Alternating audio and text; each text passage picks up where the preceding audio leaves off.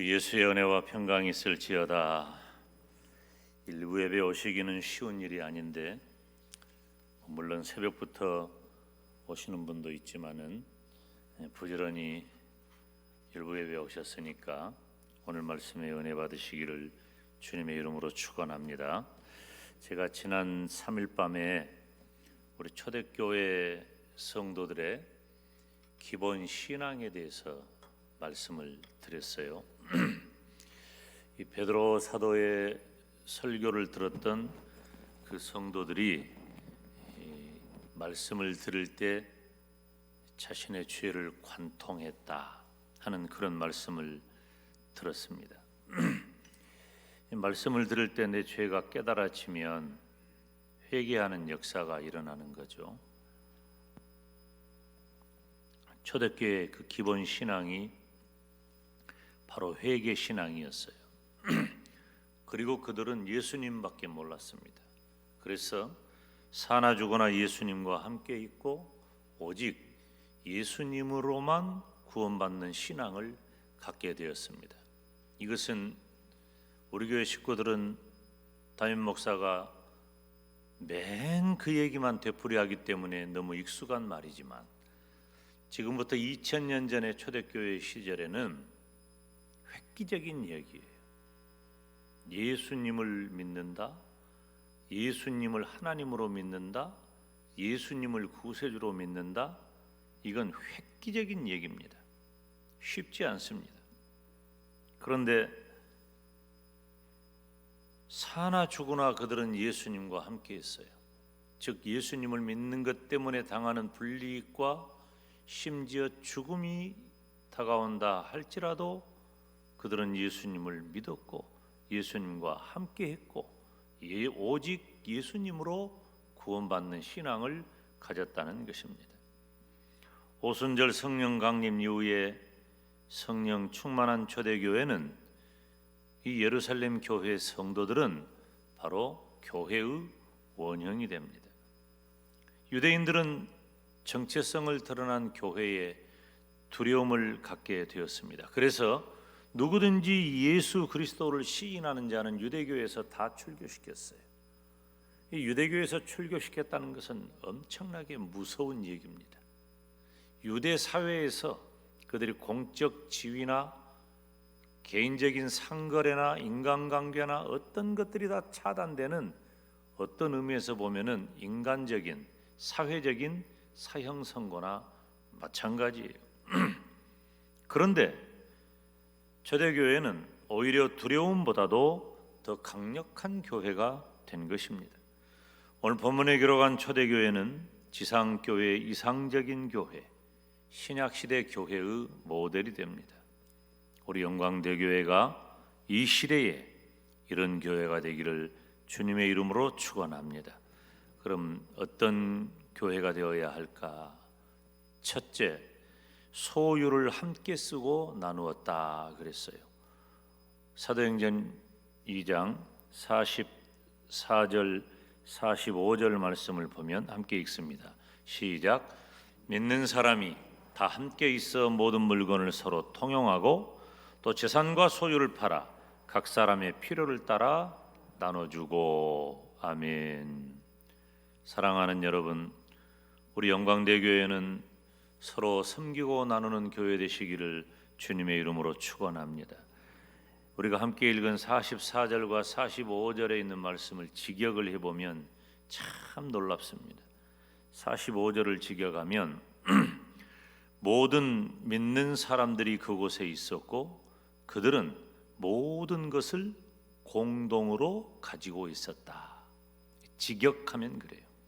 45절은 그들은 재산과 소유를 팔았고 그가 가지고 있는 필요에 따라서 그것들을 모든 자에게 나누어 주었다. 이제 우리가 기록된 성경에 있는 말씀을 읽는 것도 은혜가 되지만은 이렇게 직역을 하면은 이 원문의 의도를 더 이해하기 쉬울 때가 있는데 본문이 그렇습니다. 통용했다는 말은 공동으로 가지고 있었단 말이에요. 참 쉽지 않죠. 이해하기도 어렵고. 지금 요즘은 우리들이 얼마나 자기 소유의 경계가 분명합니까? 그래서 은행에 있는 예금 통장도 실명제잖아요. 누구 이름이냐? 내 이름으로 내가 은행 거래도 하는 거예요. 집도, 차도, 이 소유가 굉장히 중요해요. 이 소유 개념이 너무 중요한 시대를 살아요. 2000년 전에는 그러지 않았을까요? 마찬가지예요.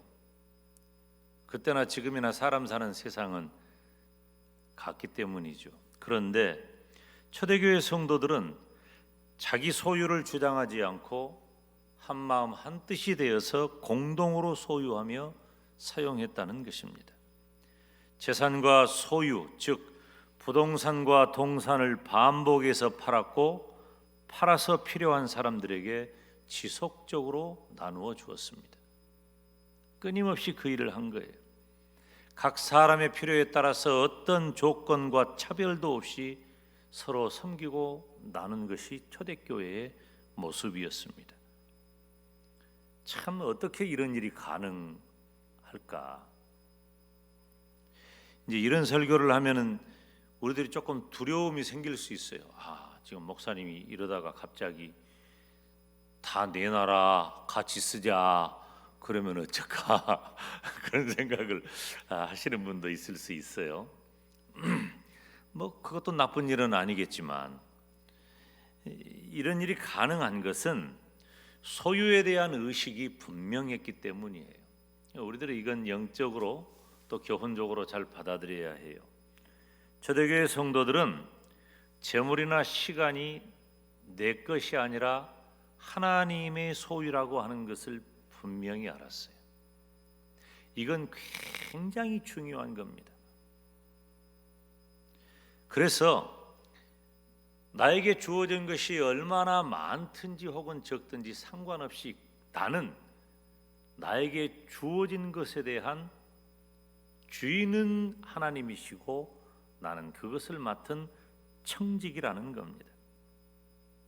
누가복음 12장에 나오는 어리석은 부자, 성경에 가끔 등장하는 몇 군데 중에 하나죠. 이 누가복음 12장에 나오는 어리석은 부자는 추수를 마쳤습니다. 농사가 잘 되었어요. 그래서 그 사람이 생각하기를 창고를 지어서 그 많은 수확물을 가득 채우고 거기까지는 뭐 괜찮죠. 요셉도 그렇게 했으니까. 또 우리도 그렇게 하잖아요. 그런데 이 누가복음 12장의 어리석은 부자의 문제는 뭐냐면 창고를 크게 지어가지고 그곳에 소산을 가득 채워놓고 자기의 인생을 즐기자고 한 겁니다. 뭐 때문에 우리가 돈을 벌고 뭐 때문에 일하고 뭐 때문에 최선을 다해 살아야 하느냐라고 할 때 누가복음 12장의 기준으로 보면 인생을 즐겁게 살고 나의 쾌락을 위해서 그 모든 것들이 필요하다는 생각이에요. 제가 가끔 그런 얘기를 하는데 학생들에게는 배워서 남주고 어른들에게는 벌어서 남주자는 얘기를 많이 합니다. 이건 제가 가진 확고부동한 의식이에요. 우리는 그렇게 하기 위해 있는 거예요. 배워서 남주어라. 남주기 위해 우리는 배우자. 벌어서 남주자. 남주기 위해 버는 사람이 되자. 이것은 물질에 대한 매우 중요한 의식이 필요한 겁니다. 그런데 이 누가복음 12장에 나오는 어리석은 부자가 창고를 크게 지어가지고 인생을 즐기고자 했지만 하나님께서 생명을 거두어 간다면 아무 소용이 없다. 그래서 어리석은 부자인 거예요. 그래서 우리는 각자에게 주어진 생명의 연한이 언제인지 알 수 없어요. 그래서 우리가 오늘을 마지막 날처럼 사는 것은 중요하지만은 하루하루를 성실하고 최선을 다해 살아가자고 하는 말의 다른 표현인 것입니다. 우리 주님께서 언제 오실는지 알 수 없어요. 그렇지만 우리 천국 가신 정규호 목사님이 이렇게 붓글씨로 써놓은 글귀처럼 아마 오늘이나. 여러분, 우리 주님께서 오늘이나 내일 오신다고 가정하면 우리들 중에 시집가고 장가가고 논사고 밭사고 집짓고 뭐 이렇게 하겠어요? 근데 그렇게 해야 돼요. 여전히. 왜 그렇게 해야 되느냐? 우리가 말하는 종말론적인 삶은 시한부가 아니에요. 시간을 기준으로 생각하는 게 아니에요. 종말론적 사고, 종말론적 신앙을 가지라는 겁니다. 언제 주님께서 오실는지 알 수 없기 때문에 오늘 하루를 충실하게 살고 최선을 다하라. 내 생명이 언제 끝날지 알 수 없으니 오늘 하루를 성실하게 살고 충실하게 살아라. 그러므로 성도는 청지기로서의 삶을 충실히 살면서 하나님의 말씀을 순종해야 합니다. 마태복음 6장 24절에 한 사람이 두 주인을 섬기지 못할 것이니 호기를 미워하며 저를 사랑하거나 호기를 중히 여기며 저를 경히 여김이라. 같이 읽습니다. 시작. 너희가 하나님과 재물을 겸하여 섬기지 못하느니라. 아멘. 여러분, 하나님과 재물의 중간지대는 없어요. 우리가 하나님과 재물의 중간지대에서 어정쩡하게 살지 말고 서로 섬기고 나누는 복된 교회, 복된 성도 되시기를 주님의 이름으로 축원합니다. 두 번째, 모이기를 힘쓰며 함께 떡을 떼었습니다. 46절 말씀 같이 읽습니다. 시작. 날마다 마음을 같이하여 성전에 모이기를 힘쓰고 집에서 떡을 떼며 기쁨과 순전한 마음으로 음식을 먹고. 아멘. 여러분, 우리 영광대교회는 온전한 성도의 교제가 있기를 주님의 이름으로 축원합니다. 역시 이 본문 말씀 46절도 직역을 하면 날마다 한 마음으로 성전에서 굳게 계속하며 집에서 떡을 떼며 큰 기쁨과 순수한 마음으로 음식을 취하고 있었다 하는 겁니다. 이 42절부터 47절 오늘 본문의 내용은 오순절 성령 강림 이후에 예루살렘 초대교회 성도들의 생활하는 모습이에요. 어떻게 했습니까? 먼저 날마다 마음을 같이해서 성전에 모였습니다. 따라서 합시다. 한 마음으로, 한 마음으로. 이 한 마음으로라고 하는 말을 좀 설명을 하자면은 이것과 같은 의미예요. 예수님께서 승천하시면서 예수님을 따르는 무리들에게 뭐라고 말씀하셔요? 예루살렘을 떠나지 말고 아버지 하나님께서 약속하신 성령을 기다리라. 그랬을 때 마가의 다락방에서 120명이 모여서 함께 모여가지고 기도를 했어요. 그것과 같은 것이 바로 한 마음이에요. 120명의 성도들은 그 떠나지 아니하고 예루살렘을 떠나지 아니하고 마가의 다락방에 모여서 한 마음으로 함께 하나님 앞에 기도했다는 거죠. 한 마음이라는 말은 바로 그 한 마음이에요. 마음을 같이 해라. 그리고 집에서 떡을 떼었다. 초대교회 성도들이 주의 만찬에 참여했다는 겁니다. 거룩한 식사죠. 성찬이에요. 또 기쁨과 순전한 마음으로 음식을 먹었습니다. 기쁨과 순전한 마음으로 끼니마다 함께 모여서 필요에 따라 제산도 나누고 기쁨과 진실하고 순전한 마음으로 식사에 참여했습니다. 여러분, 성도는 유기체예요.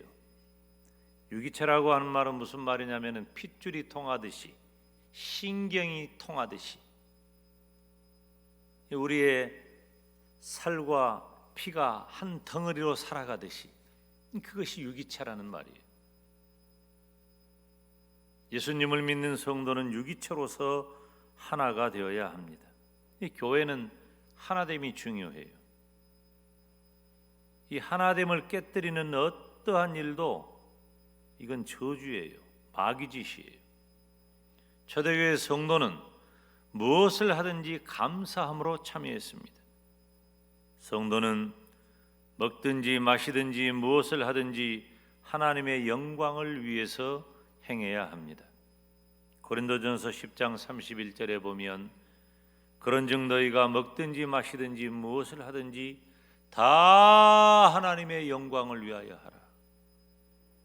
나 좋다고 하는 것 아니에요. 저는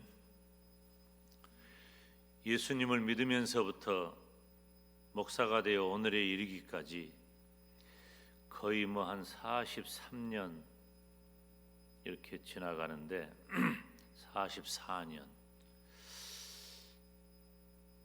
변하지 않는 것 한 가지가 있어요.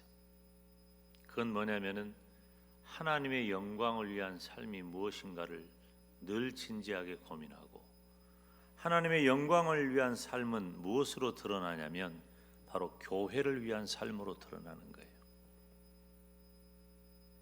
그래서 저는 늘 생각합니다. 그리고 늘 기도합니다.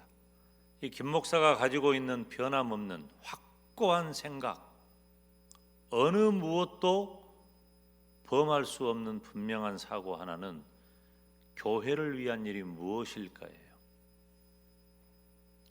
물론 개인적인 역량이나 모든 것들이 부족한 것은 어쩔 수가 없어요. 저도 제가 무슨 대단히 탁월한 사람도 아니고 평범하고 부족함이 많은 사람이기 때문에 그 부분은 어쩔 수가 없지만은, 그러나 주어진 환경과 범위에서 하나님의 영광을 위해, 그리고 주님의 몸된 교회를 위해 어떻게 할 것인가. 우리 성도들은 항상 마음속에 새겨야죠. 중직자들은 두말할 것도 없고, 그것도 해결 안 되면 중직자가 되면 그 공동체는 정말 힘든 공동체가 되는 거예요. 따라서 합시다. 하나님의 영광을 위하여. 초대교회 성도들은 하나님의 영광을 위하여 온전한 성도의 교제가 있었습니다. 우리 영광대교회도 온전한 성도의 교제가 있기를 주님의 이름으로 축원합니다. 세 번째로 어떤 교회가 되어야 하느냐? 구원받는 사람이 날마다 더했습니다. 47절 같이 읽습니다. 하나님을 찬미하며 또 온 백성에게 칭송을 받으니 주께서 구원받는 사람을 날마다 더하게 하시니라. 아멘. 보세요. 주께서 구원받는 사람을 날마다 더하게 하시니라.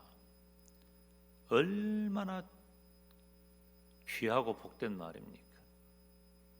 구원받는 사람을 날마다 더하게 한다는 것. 여러분, 우리 영광대교회는 많은 사람을 전도하는 복된 교회가 되시기를 주님의 이름으로 축원합니다. 그런데 그냥 이루어지는 게 아니에요. 이게 많은 사람이 날마다 더해지는 것, 전도의 열매가 있는 것, 이건 그냥 이루어지는 게 아니에요. 성도들의 섬김과 나눔, 그리고 아름다운 교제, 이러한 것들이 필요해요. 섬김과 나눔, 아름다운 교제. 그래서 첫 번째, 두 번째 말씀을 드렸던 것처럼 서로 섬기고 나누는 교회, 온전한 성도의 교제가 있는 교회, 이게 정말 중요한 거죠. 그런데 그 일로 인하여 초대교회는 하나님을 찬미하며 온 백성에게 칭송을 받았습니다. 온 백성에게 칭송을 받았다. 온 백성은 누구예요? 예수님을 믿는 성도를 말하는 게 아니에요. 예수님을 믿는 초대교회 그 예루살렘 교회 성도들을 바라보는 유대인들, 예수님을 믿지 않는 사람들을 말하는 거예요. 온 백성들에게 칭송을 받았다는 말은 호의를 받다, 호감을 샀다는 의미입니다. 그 결과로 구원받는 사람이 날마다 더한 거예요. 여러분, 사람이 참 뭐 얻어먹지 않아도 좋은 마음을 가지는 사람이 있어요. 호감이 가는 사람이 있어요. 이건 굉장한 장점입니다. 근데 보기만 해도 기분이 그런 분이 되면 안 되겠죠. 우리가 가게를 들어가도요, 주인이나 일하시는 분이 손님 입장에서 가가지고 호감이 가면 훨씬 마음이 편해지고 음식 맛도 더 좋은 것 같아요. 사는 물건도 더 좋은 것 같아요. 근데 왠지 섞는 것 같고 이 음식을 어떻게 만들었을까 의심이 되고, 이제 그런 인상은 이제 손님이 별로 없죠. 그런 분은 개업은 해도 폐업의 시기가 빨라져요. 그런 분들은 인간관계도 마찬가지예요. 이 사람은 또 사회적인 존재여서 자주 봐야 정이 들어요. 그래서 보면은 늘 만나는 사람이 만납니다. 저도 여러분, 제가 사람들을 많이 만나고 교제를 많이 하는 것 같죠? 안 그래요? 저는 개인적인 모임이 한 개도 없어요. 아마 우리 교단의 목사 중에 개인적인 모임 한 개도 없는 목사는 몇 명 안 될 겁니다. 거의 없어요. 공적으로 제가 분주하지 개인적으로는 거의. 그런데 만나는 분들이 몇 분은 있어요. 서너 분 있어요. 근데 제가 한 달에 일주일에 이렇게 살펴보니까 정말로 제가 공적인 것을 제외하고는 그분들 외에는 안 만나더라고요. 그러니까 저도 참 문제예요. 제가 사람 쉽게 잘 못 사귀니까 낯도 많이 가리고, 제가 여러분 앞에서 이렇게 1시간 서서 예배도 인도하고 또 말씀도 전하고 개인적으로 만나면 대화도 주도하기도 하고, 그러니까 외향적인 것 같죠? 그렇지 않아요. 굉장히 낯을 가립니다. 쉽게 못 사귀어요. 근데 한 번 걸리면 평생 가지, 그런 점은 있어요. 그런데 이 호감을 준다는 게 굉장히 중요해요. 제가 사람들을 쉽게 못 사귀는 이유 중에 하나가 뭐냐면은 굉장히 표정이 무서워요. 여러분은 그렇게 안 느끼죠? 목사가 그러면 큰일 나지. 지금도 저하고 40몇 년 함께 지낸 제 그 형님 친구 목사님은 지금도 그래요. 너는 얼른 보면 어쩔 때 보면 참 무서워야, 그런 얘기를 해요. 냉차다는 거예요. 무표정하게 있으면 그렇다는 거예요. 그렇다고 맨날 희죽거릴 수는 또 없잖아, 내가. 근데 참 이 호감을 갖는 게 중요해요. 근데 이건 억지로 되는 게 아니에요. 여러분, 예수님을 믿는 성도에게 억지로 되지 않습니다. 호의를 받는다. 초대교회 성도들은 일상의 삶을 통해 많은 사람들에게 호감을 주었어요. 이거 절대 쉬운 일이 아닙니다. 베드로의 설교로 3,000명이 돌아오는 놀라운 기적만으로 끝나는 게 아니라, 예루살렘 초대교회 성도들의 삶은 이스라엘 백성들에게 호감을 사게 되었는데, 우리 주님께서 그런 성도들의 삶을 통해 회개하고 세례를 받아 구원받는 사람들을 더하게 해주셨다는 겁니다. 우리 교회가 많은 사람을 전도해서 구원에 이르는 사명을 감당해야 돼요. 주님께서 내게 주신 사명을 감당해야 한다면, 여러분, 나는 많은 사람들에게 호의를 받는 교회, 호의를 받는 성도인가? 호감을 주는 교회, 호감을 주는 성도인가? 이 이미지 메이킹이라고 하는데요, 이건 억지로 만들어내는 게 아니라 자연스럽게 흘러나와야 돼요. 저는 우리 영광대교회가 우리 지역에서 좋은 일로 소문나는, 좋은 일로 인정받는 그런 교회가 되기를 바라요.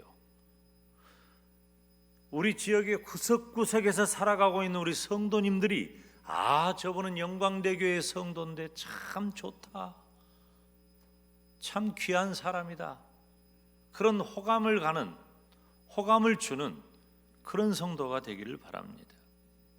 사랑하는 여러분, 예루살렘 초대교회 성도들은 성령의 임재하심으로 새로운 시대를 맞이했습니다.